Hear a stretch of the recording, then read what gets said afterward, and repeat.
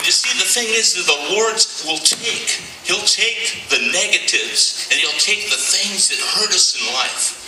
But He'll turn around and He'll turn it and He'll make it into a positive.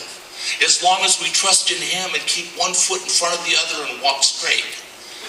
You know, all of a sudden I had this vision, of doing something. What could I do? I wasn't a pastor. My knowledge of the Bible at the time was maybe orange belt. I had no knowledge of the Bible. Hear me, the big bad black belt I thought I once was. But you see, the thing is that God can take any of us. He can take any of us and He can use us. The different ministries like Pastor Brad was just talking about.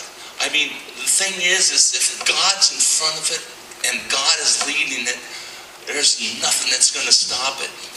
I turned around and when I first started this, I told Pastor Brad I had an idea. I had Costa Mesa Calvary on a Saturday.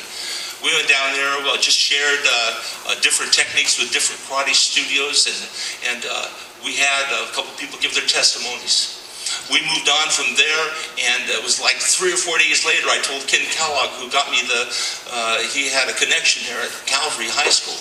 He turned around and I said, Ken, get the gym. We're going to do something on a Saturday, and we're going to do an event.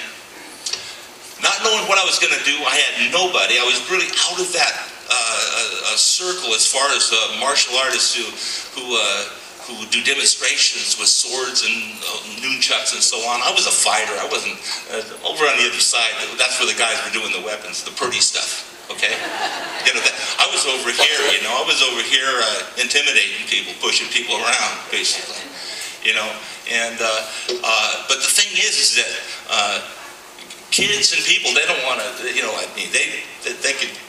They like to see the pretty stuff. So anyway, I had to basically step in there and I had to get some of the world's best martial artists to help me. And it was funny the way it happened, because first of all I got the gym, and then all of a sudden I didn't know what I was going to do, but I knew I was going to put on something. I had the gym. And all of a sudden I ran into an old friend of mine, Eric Lee, and this guy was a world champion in the old days, and he's on the black belt cover of probably once out of every 4 months at this moment right now. And I had talked with him, I shared the Lord with him, and he accepted the Lord, and all of a sudden, I had Eric Lee. The Lord sent me Eric Lee. I go, all right. Right here. All of a sudden, my first flyer, all of a sudden, it says, a youth and family outreach, explosive demonstrations, world-class martial artist, Eric Lee. That's where I started. So I knew we were going to do it. Okay, we were on our way. And all of a sudden, he took me to a place, and it was an exhibition in Hollywood. It was called Dragon Fest. And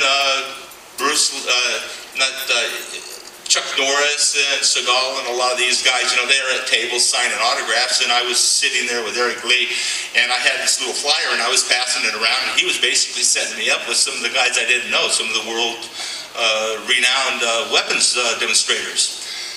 And it was really funny. I'm walking along, and I've got this flyer, and I turned and looked at this big guy standing there, and something just told me to walk back there. I walked over to him and said, you know what? Somebody's telling me to hand you this, that you might be interested in coming to this. And he looked at it and said, I think I'd like to be in it. And it was Darren McBee. All of a sudden, I had a power team. He was from the original Team Impact power team. So I had Eric Lee, I had a power team, so I'm on my way. You see, the thing is that the doors just kept opening up. They kept opening up. And then all of a sudden, but the thing is that we never can be satisfied. We have to keep one foot in the other in all of our spiritual walks. We can't stop. If you stop and stall, you'll be stepping backwards. You've got to keep one step in the other. Sure, the Lord's going to stop you and He'll pull you back when you need to be pulled back. But that's going to be only when you take things into your own hands and you basically do it your way. But God has His timing, and He will lead us. And that's all there is to it. So here I was. I'm only like about a month away from the event, and I heard about Pastor Ulrich, and his testimony, about being a martial artist and using martial arts to bring people to Christ. And I said, you know what? that guy will never talk to me. This guy's got all these crusades. He's got 10,000 members in his church. He'll never speak with me. But you know, one morning I got up and I started praying. And I walked over there and I never will forget it. I picked up the phone and I called up his secretary. I said, give me 5 minutes and I'm sure Pastor Rawl would want to talk to me. The next morning, all of a sudden somebody calls me up and I thought it was a joke. Hey Bob, it's Pastor Rawl. And I went, who is this guy?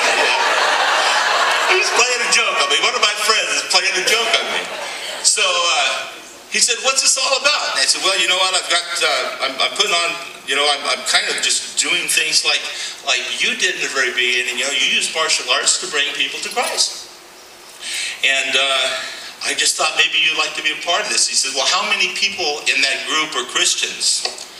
And I said, well, you know what, there's only maybe about, out of the 10 demonstration teams that I have, maybe only one of those teams are Christians. He goes, well, what's that all about? I said, you know, there might be another Rawl Reese in there.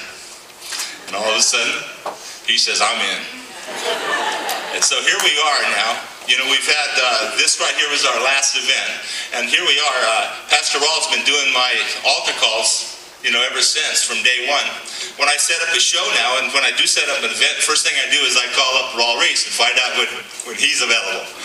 Because he's just an awesome person, and he loves the Lord, and he's so humble. And that is basically the story of the way that this thing is. It's kind of been like Field of Dreams, the movie Field of Dreams. This has been God's Field of Dreams, because he gave me an empty building, and he filled it. And I'm just unworthy of it, and I'm so blessed.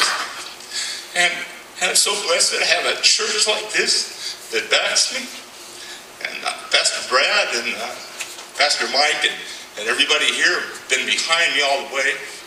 And I mean, I've been kicked around. I told Pastor Brad a few weeks ago, I go, you know what, it's only been a few years I've been a Christian, but I feel like I've been a Christian all my life, the way the devil's constantly pushing me around. And but you know, I know this. Pastor Rawl told me one day, he says, you know what, he says, you're not doing your work unless you're being pushed around. And the thing is we just got to keep one foot in front of the other and keep on moving forward in all of our ministries. Don't give up. Constantly just keep it in prayer, and God will give you his timing. And that's the way it works. It's his timing, it's not ours.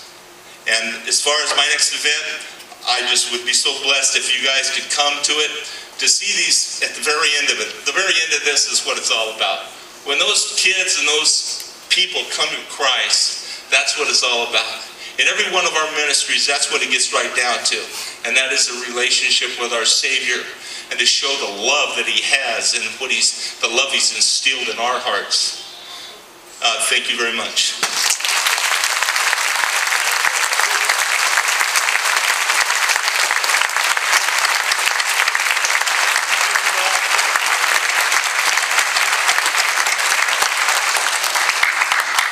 Now that's passion.